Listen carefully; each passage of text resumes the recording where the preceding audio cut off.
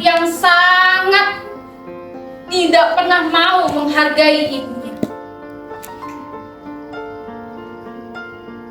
Darmi memiliki sifat yang berlatar belakang.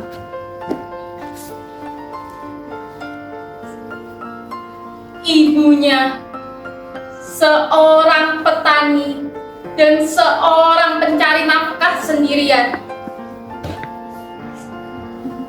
Setiap hari pergi mencari kayu bakar untuk memenuhi kehidupannya.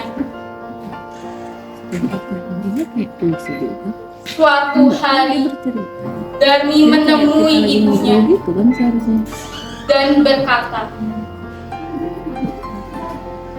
"Wahai ibu, bisakah kau belikan bedakku yang sudah habis ke pasar?"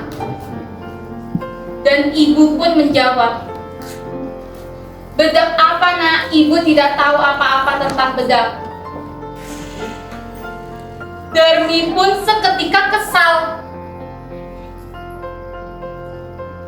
Dan ia pun berkata, "Bedak make upku lah, Bu." Dengan rasa sabar dan kasih sayang yang besar dari seorang ibu untuk putrinya, ibunya pun menjawab, "Wahai anakku, ayolah kita pergi ke pasar nanti sore. Kita cari bedakmu yang mau kamu beli."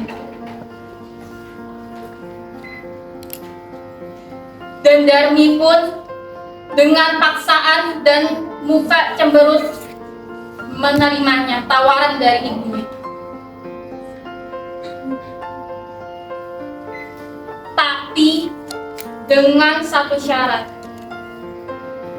Jika pergi ke pasar, dia ingin berada di barisan paling depan dan ibunya berada di barisan paling belakang.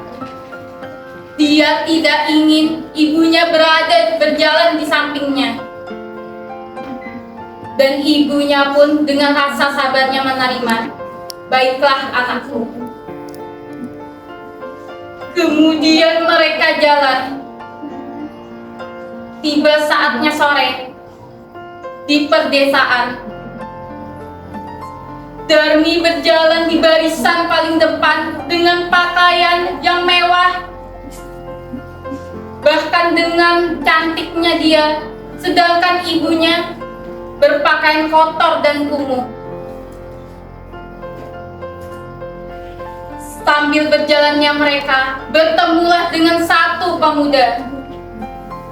Pemuda itu pun bertanya, "Wahai gadis cantik, siapakah yang berada di belakangmu?" Dengan sombongnya Darmi berkata, "Itu adalah pembantuku."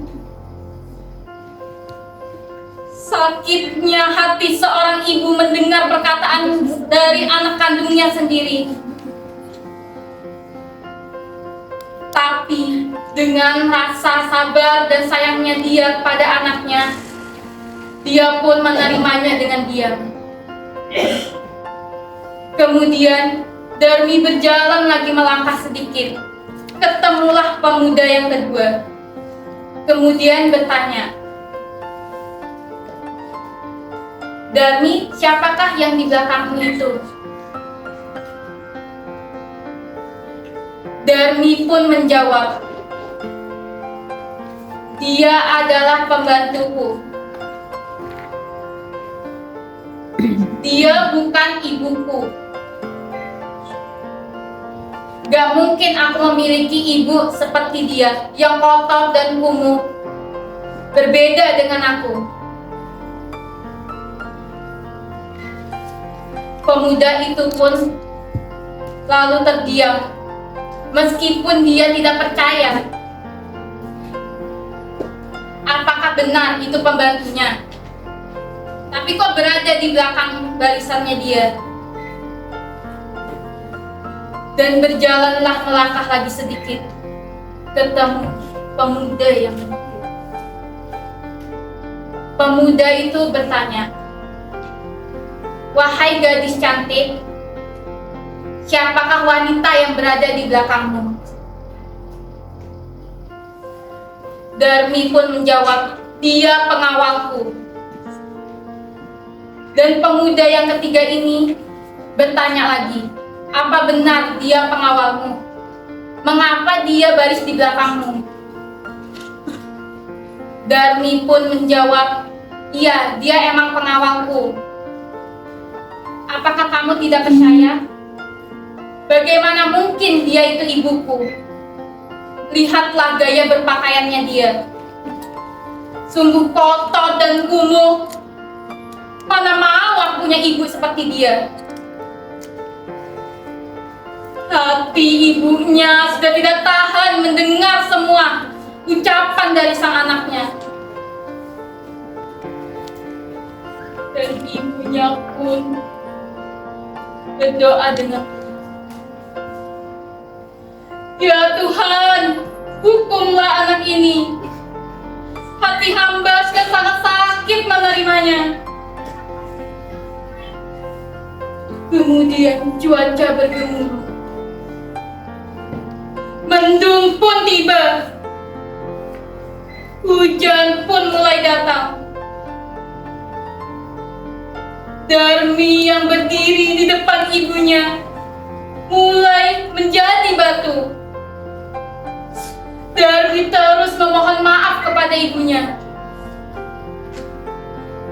Tapi apa daya? Ucapan seorang ibu yang sudah marah adalah seperti Tuhan yang sudah murka. Lama-kelamaan tubuh Darmi menjadi batu. Dan disitulah termulainya batu menangis. Adapun pesan moral dari cerita ini, yang pertama, kita perlu menghargai orang tua dan jangan menghina orang tua. Dan yang kedua, marahnya orang tua adalah murkanya Tuhan. Dan yang ketiga, seberapapun kesal kita terhadap orang tua, jangan pernah kita menghina ataupun tidak ingin mengakui dia sebagai orang tua kita. Sekian dan terima kasih dari saya. Selebihnya mohon maaf jika ada salah kata atau kalimat.